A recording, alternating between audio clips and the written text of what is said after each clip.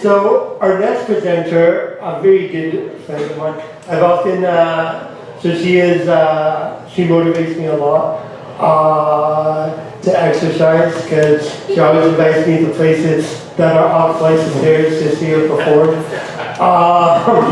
It was funny because I was speaking at a high school and they're like, how do you do exercise? I'm like, well, I have a friend who's a singer, and she's also my physiotherapist. So see, there are places where there are no stairs. It's true. So we will be hearing from her singing after to close the show. But before we get to the singing, she's here to talk to us about creativity and mental health and share her story. So please welcome Danielle Allard.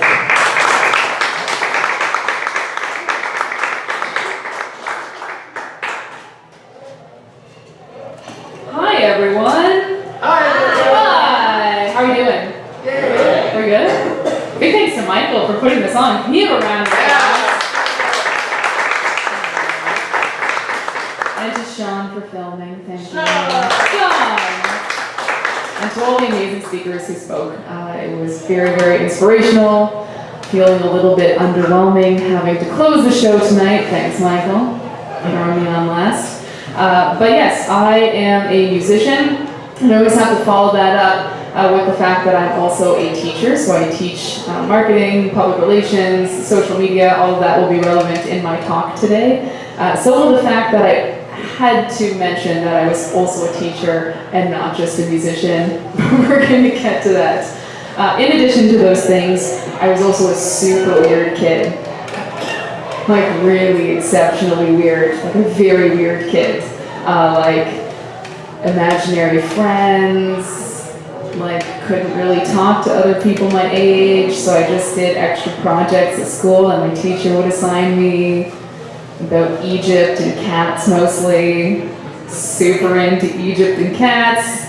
Don't know why, super allergic to cats. Yeah, but I was really into them, wrote a lot of projects about them, it was very exciting. But I say these things because I was a super weird kid, and now I'm a super weird adult. And that is the biggest blessing I could have ever asked for in my life, because it means that I know a lot of super weird people, all you guys in the room, and we live super interesting, really epic, full lives because we're really weird. So a big message that I like to say, and especially for a lot of young people, is being weird is really cool. And you should continue to be super weird, because being a weird kid is really hard. When you get to be an adult, it makes you somebody worth talking to, it makes you somebody who is interesting, and it usually makes you somebody who's really kind and open and great to other people. So kudos to you guys for being super weird with me. Round of applause to you.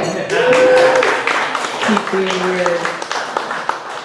So this is one of the three kind of myths that I wanted to debunk tonight in this talk, is that one, being weird is not a bad thing. Being weird is a really great thing. The second thing I'd like to talk about, so I'm glad that it was actually discussed tonight, is that anxiety and all of these things that we deal with, and my talk is going to focus on anxiety, it's not something that is abnormal. Raise your hand. You can even close your eyes. Everybody close your eyes. We're going to close your eyes right now. And I just want you to raise your hand if you've ever felt anxious at any point in your life about anything. Yeah. Okay, now everybody can open their eyes. Leave your hands up if you raise them. Oh, that's everybody! Wow, that's shocking. Anxiety is not abnormal. It's a super normal thing to experience. And it's something that I see in my students all the time. It's something that I have dealt with since I was a kid, which is probably what propelled me to do a bunch of extra weird projects on each of the cats at the age of 7. Yeah, don't know how to sit still. The third thing that I'd like to also debunk tonight is this idea that creativity is for children or is for professionals. So those are the two things I hear constantly from people, is that making things is for little babies and it's for people who do it professionally, but it's definitely not for me. And so I'm going to actually start today by talking about my childhood, since we're all doing that. I'm glad we talked about being free. That's great, good. Break the ice there. I'm going to talk about me as a little wee baby with all of my imaginary friends. So So it was hard. School was hard. Elementary school was really hard. It was really hard for me to figure out how to talk to people, how to access them. But I was really lucky to have was a great support system. But I was also lucky that at such a young age, I was open to talking to people about it. So I'm glad that we're seeing that, and that more people are thinking I should open up and talk about the things that I'm dealing with, and realizing that every single person I've ever had a conversation with suffers from anxiety, and suffers from sad days and hard days and terrible things that happen to us in our lives. So if we talk about it, it makes it easier for the people around us who love us, and we all have them, even if sometimes we feel like we don't, we do. And I think people who have spoken here tonight who have said, I share things, and realize that people at work actually care. People who I've spoken to once at a networking event care about my mental health. There are people out there who care. So having that support system for me was super great. Having parents who thought, okay, there's something going on, we can try to do something to help. I went to my family doctor. She delivered me. She's still my family doctor today. How weird is that? I don't know how she deals with that on a daily basis, but she does. And she's like, okay, you should probably start a journal. That's a thing you should do at 7 years old, because you don't know how to sit still. It's really stressful sitting still. I don't know how people do it. But I like to think about that anxiety now as this kind of superpower. So when people think this anxiety is something that's terrible and I don't know how to handle it and I don't know how to manage it, I was finally able to learn at such a young age how to channel that into things. And now that leads to this kind of understanding from people that success is because you are a successful, happy person, and it's not because you were super anxious all the time and don't know how to sit still. So I still get all the time, look at all the things you do, it's incredible, you must be so happy all the time and everything's great. You're like, actually, I'm a giant ball of anxiety, I can't sit still, look at these 800 projects I do. So that's something I'm still to this day learning with the help of some friends, is how to manage that. But what I found is that it doesn't necessarily lead to depressive episodes, because I can take that anxiety and I can channel it into a lot of super cool, really fun projects with other people who probably have the same amount of anxiety as me, which is why they organize all of these super cool events all the time. Michael. But I also think that's all of you in the room too. It's why I'm being so open and honest today. So in terms of that support system, what I found, and that leads back to that social media thing, is cultivate those relationships. I know we think social media is super cool and it's really fun, and I teach social media, but to everybody I'm like, get off social media. Honestly, one of the greatest things I've done in the last couple of years is delete Facebook Messenger from my phone. So good. Check it once from a computer, still get the messages like, why are you ignoring me? I'm not, I just don't have Facebook Messenger. That's my excuse. Send me a professional email. Start it with hello. Dear madam, you know, one of those things. But don't just sit on social media. Take that time and actually go spend time face to face with the people you care about, because it really has this huge impact on your mental health, and it's something that you should do. And that's how you cultivate those relationships, build that support system so that you're okay. But then that leads to me kind of moving on and starting to go into high school. So because of that support system, a lot of people in my life, including my teachers, realized you're super weird, but you have a million things you're channeling that into. It's like, hey, you want to be in drama? It's like, yes, let's do it. Hey, you want to join some dance things? I'm like, I'm terrible at it, but let's do it. Like, hey, you want to make some terrible cat sculptures? I'm like, yes. Yes, I do. How do I bake them in the oven? And then finally I started doing music at the same time. So already journaling, I was just doing everything that I could possibly do to try to get some of this energy out. And I was really lucky that I found music, and that it became this incredible outlet for me when I was having those hard days. And going into high school, I had that because I went into this amazing arts program that our schools don't have anymore, and it's so frustrating. But I was so happy that this school still existed.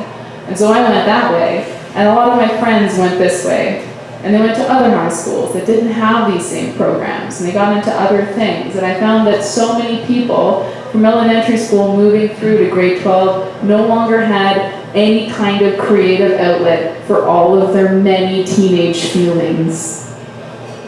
And boy, do we have teenage feelings. Was it just me? No, it wasn't just me with all the feelings. I still got teenage feelings. So I didn't know how they were dealing with that. And it was really, really hard for them to deal with all of those feelings with absolutely zero outlet. And exercise is awesome and it's great, but there's something really incredible about being able to make something and look at that thing that you just created with your time and your energy. So moving on, I noticed that everybody else was having more and more mental health episodes, more and more issues, going through all these transitions through post-secondary, then becoming adults where we had to care about where things were placed in the grocery store. I'm still bitter about the superstore. They moved everything. I can't find anything anymore. Takes me double the time to do my grocery shopping. Adulting sucks, but it's something we have to do, and it's stressful, and nobody teaches us how, especially taxes. Michael, I'll see you later. You're doing fine.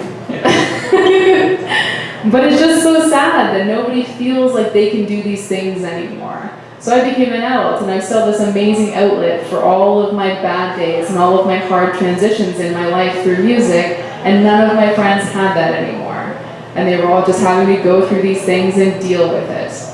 And so for me, I thought that was such a shame, and I looked at myself and I said, okay, well, what can I do? I'm still hosting shows. I'm playing at a lot of bars. Shh, don't tell my parents. No, they knew, they were there. But I was playing a lot of bars in my youth. Not anymore, it's way past my bedtime. But in my youth, that's where I was playing. And I just decided one night, I'm gonna bring some crayons and some construction paper to the bar with me tonight, and we're gonna see what happens. And this is all the way back, this was in 2014. And I thought, this is gonna go terribly. And people came in and they laughed at me. They're like, what is this? Crayons at a bar, you're insane. And then all of a sudden, the people who walked in 3 beers deep were all over those crayons.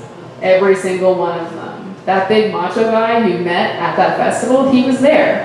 And he was playing with the crayons. And it was this beautiful moment where I just realized that everybody has this kid in them that needs that outlet. But the thing that was stopping so many people before they were coming to these events is, I am not a professional artist, and therefore, I cannot participate in this. Anything to do with creating these things is meant for people who are professional artists. But what I love about this myth and this kind of belief system is that it's completely in contrast with the belief system that I have to deal with on a daily basis as a musician, which is I need to say to people, hi, I'm a musician, but I'm also a teacher. Because if I walk up to people and I say, hi, I'm a musician, like, that's cool. What's your real job?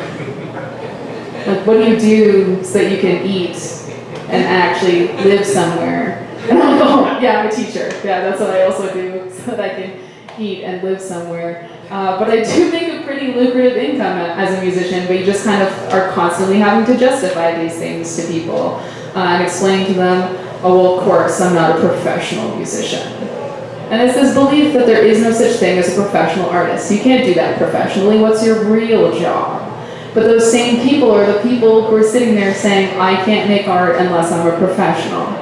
So if there's no such thing as a professional artist, what is holding you back?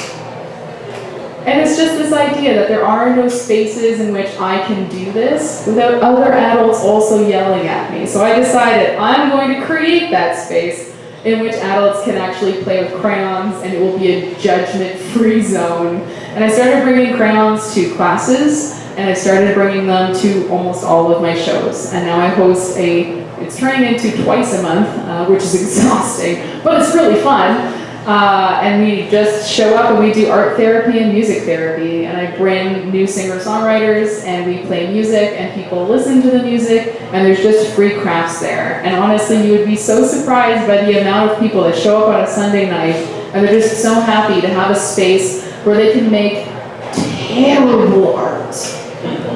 Like, there are no standards for what happens at art night. It can be terrible. And they just show up and it's just so joyful. Because there's no pressure for you to make beautiful art. And that's why I also hate that people think it's for professionals. Because in 2014, when I started doing this and I started really focusing on that tactile art, it's because I went through some stuff. I don't know if I can say bad words on this video, but I went through some stuff. Just want you to know that's where the bad words would be in this presentation if this was at a different venue. And that kind of trauma was something that I wasn't really comfortable putting music to. I had this pressure on me as a professional musician to create certain things. And so that all of a sudden became a lot of pressure. It wasn't an outlet that year. It was something that I had to also work at. So I just started making terrible art. The worst. Like I just was painting super chubby animals. They were big animals. Just really the chubby ones. The dogs and the frogs and the bunnies. And that was what I did when I was really, really stressed and really angry and just so jaded with life and the world. I'd go and I'd paint chubby animals. And it's fine, because there was nothing on the line. No one was judging my terrible art. It didn't mean anything, it didn't matter, but it was just something I could go do, and it was this tactile effort where I could get over that anxiety and I could get over all the feelings that I was having. So that's why when people come, I've just got adult coloring books and like terrible origami. Like, it doesn't need to be anything that you are a professional at. You just have to come and actually apply yourself to something, create something, and at the end of that, I promise you, you will be so surprised by how you feel at the end of that process. So I was really happy that Michael asked me to come and talk about it, because it's really important that you go make art, and that's the point of this presentation, is I hope that all of you go home. You should probably sleep, because that's the healthy thing. I'm gonna try real hard. I'm probably gonna paint something, I'm not gonna lie, but tomorrow, you should go and make art. Thank you for having me.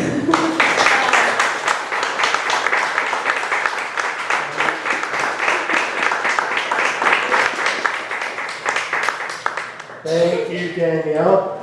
So, now I understand why we're friends. There you go. And by the way, it's not weird, it's unique. Is what I tell people. So yeah, thank you. And honestly, I do recommend her art night. It's the second Sunday at Stella Luna on Richmond Road, right? Wellington. I knew that, on Wellington. And then on the last Sunday, or the fourth Sunday, last Sunday of the month, at the Stella Luna on Pine Street. I personally prefer the one on Wellington because I can actually get the wheelchair in. But yeah, I recommend going. And guys, here's the thing, right? Like we talked about self-expression. So I'm actually an accountant by training, that's the honest truth. So, Nika, I like your thing about being a brain surgeon and a ballerina, because I'm an accountant and a comedian. How's that for me? But the reality is, comedy is an outlet for expressing myself.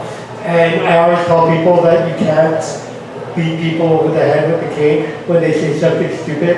So I just read a joke about them. And it's all good. And sometimes they realize it's about them. Most of the time they don't, because they're idiots. But that's okay. But that's fine. So guys, I'll run that for Danielle. Now we will give the final word to Danielle, who will take us out on one of her songs. So thank you for coming out, and by the way, feel free to stick around, eat, drink. Like they're open till 2. If you want to draw on the boards, I can get us some markers. And thanks a lot for coming out.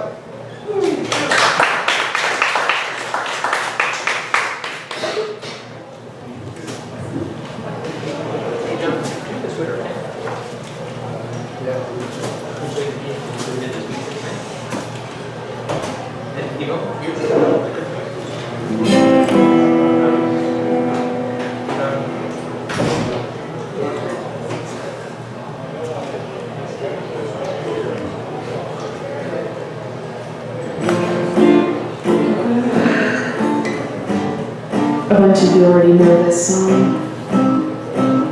And you know what to do, but I'm going to have to instruct everybody else, okay? Okay with that? Okay. So this next song is a song off of my album. It's a song called Little Demons. And the fun fact about this song is it's written about having crippling anxiety. And it's like the happiest song you'll ever hear. It's actually about having to cry in the bathroom before a show. I'm not even gonna lie. And nobody knows that, but you guys know. And then after Michael posts this, apparently the entire internet is also going to know.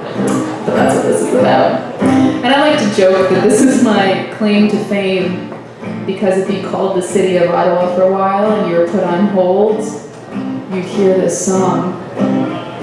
It's the biggest thing that ever happened in my music career. It's very exciting. But I'm going to need you guys to sing along with me. Are you okay with that? Yeah! It's going to be beautiful. All the ladies in your best lady voices. All the men in your best lady voices. You're going to go. It's going to be beautiful.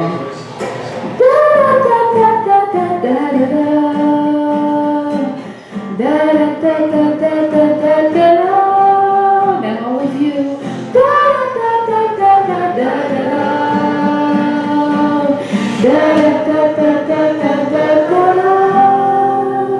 That was super beautiful. And I remembered we're going to keep it quiet.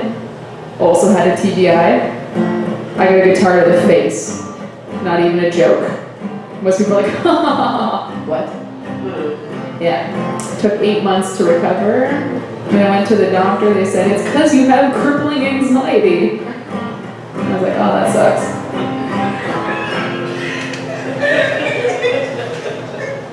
I smile, I laugh in the face of danger. I am fine, I am alright, my dear, miss you. I know my habits they seem like a plea, not an excuse that I keep up my sleeve.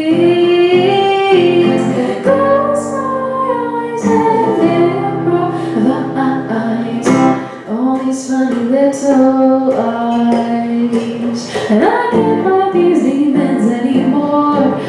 No, no, no, no, no, no. I won't fight these demons anymore. No, no, no, no, no,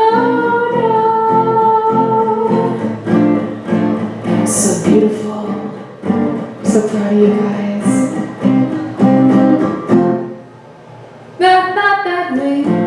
We could sail on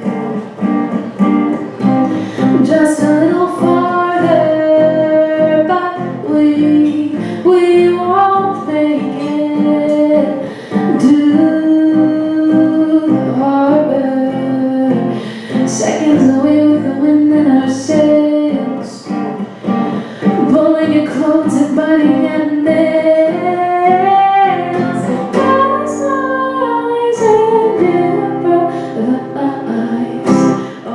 Funny little eyes, and I can't fight these demons anymore. No, no, no, no, no, no. I won't fight these demons anymore. No, no, no, no, no, no.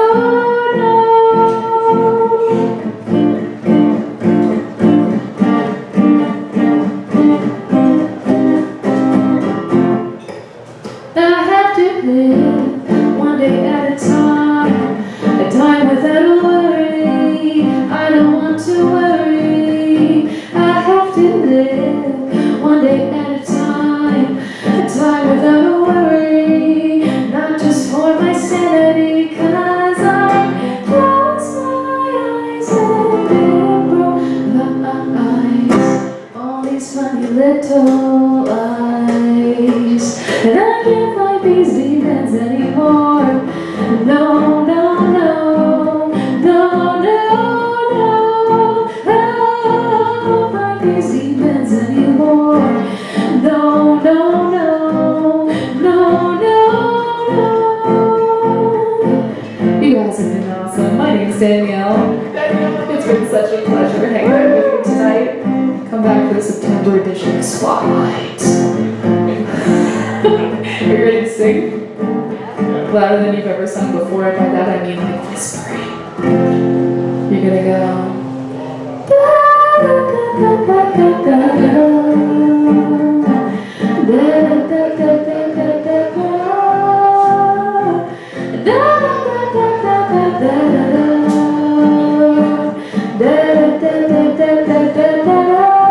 One more time.